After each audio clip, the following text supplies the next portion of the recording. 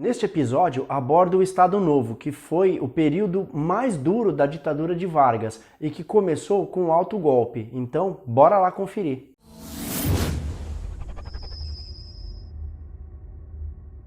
Olá pessoal, Júlio aqui. O Estado Novo durou de 1937 a 1945 e começou em novembro, quando Getúlio Vargas, ao perceber que poderia ser derrotado em eleições diretas, pois havia muita insatisfação contra o seu governo, articulou um golpe que ficaria conhecido como Plano Cohen. Esse plano foi um documento forjado e amplamente divulgado pelo governo que haveria um suposto novo levante comunista a fim de derrubá-lo. Mas antes de continuarmos, não deixe de se inscrever no canal, dar o seu like e ativar as notificações. Em 30 de setembro de 1937, o general Góes Monteiro, então chefe do Estado-Maior do Exército, divulgou um documento através do programa A Hora do Brasil, que era um plano que tinha como objetivo derrubar o governo Getúlio Vargas.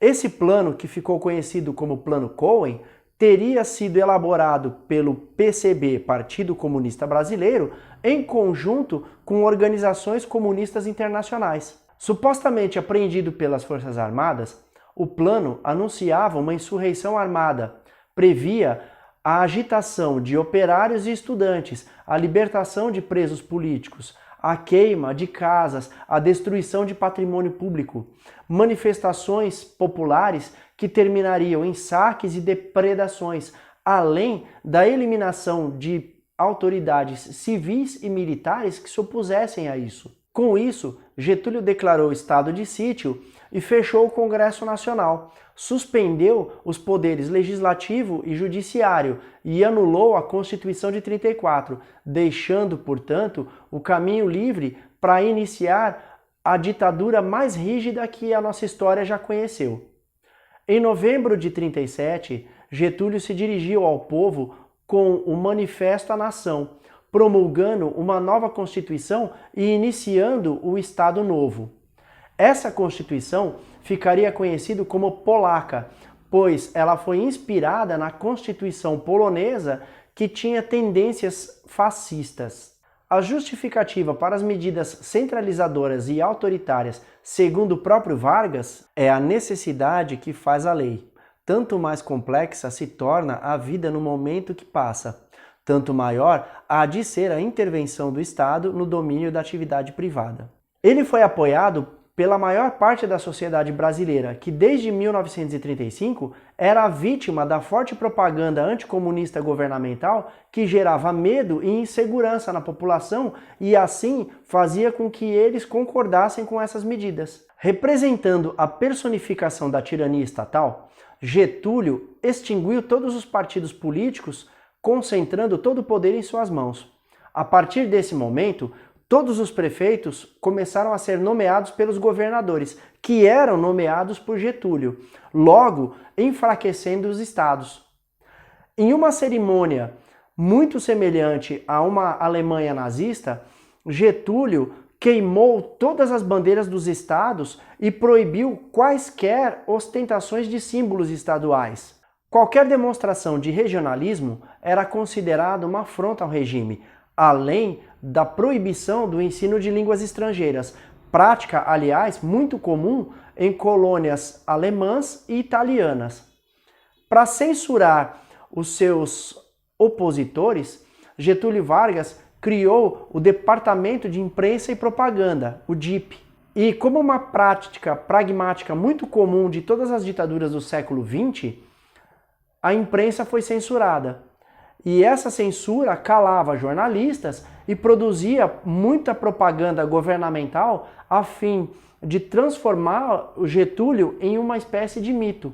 Aliás, ele foi o primeiro governante a utilizar da propaganda pessoal em larga escala, criando uma espécie de culto à sua personalidade, típico do nazifascismo e do comunismo.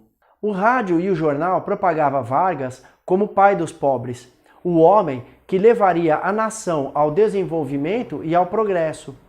Uma cultura antidemocrática, afinal, ela enaltecia a imagem do governante sobrepondo a população.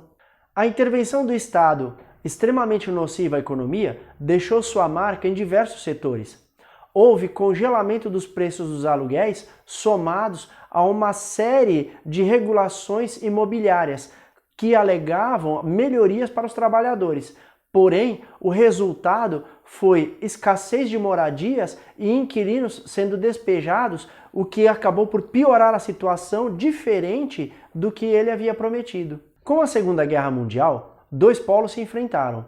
Os aliados, liderados pelo Reino Unido e Estados Unidos, eram a força ocidental que defendiam os valores liberais e democráticos. Do outro lado estava o eixo, que era representado pela Alemanha nazista e pela Itália fascista, e protegiam e defendiam governos tirânicos, autoritários e centralizadores. Getúlio era simpático ao eixo e até torcia pelo lado totalitarista. Ele até queria apoiá-los. Seus atos de governo demonstravam isso. No entanto, o Brasil entrou na guerra ao lado dos aliados, e não foi só por conta de acordos comerciais. Lembremos-nos que havia uma sensibilidade ocidental pela defesa da liberdade enraizada na nossa cultura. E o povo brasileiro se manifestou em favor de que entrássemos na Segunda Guerra contra o fascismo. Nossa participação na Segunda Guerra contou com a presença de heróis. Esses heróis eram pessoas comuns, banais, provincianas, mas os pracinhas brasileiros deram as suas vidas em prol de uma causa muito maior, e eles são um motivo de muito orgulho para nós. Com o fim da Segunda Guerra Mundial, o cenário já não era mais favorável a Getúlio, que já tinha muitos problemas. Houve até um manifesto dos intelectuais mineiros em 1943, onde eles diziam que o progresso não precisava da ditadura para acontecer.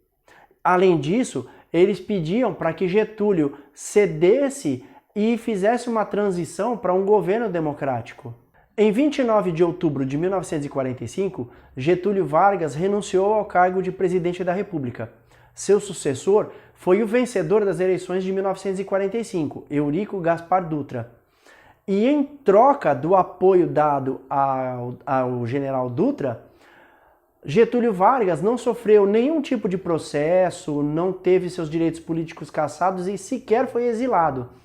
E assim ele poderia disputar uma eleição na qual ele saiu vitorioso em 1950 e retornaria à presidência da República, dessa vez nos braços do povo. E no próximo vídeo, como um bônus, iremos falar sobre esse governo, dessa vez democrático, de Getúlio Vargas. E se você gostou do conteúdo exposto até aqui, não deixe de se inscrever no canal, dar o seu like e ativar as notificações. Valeu!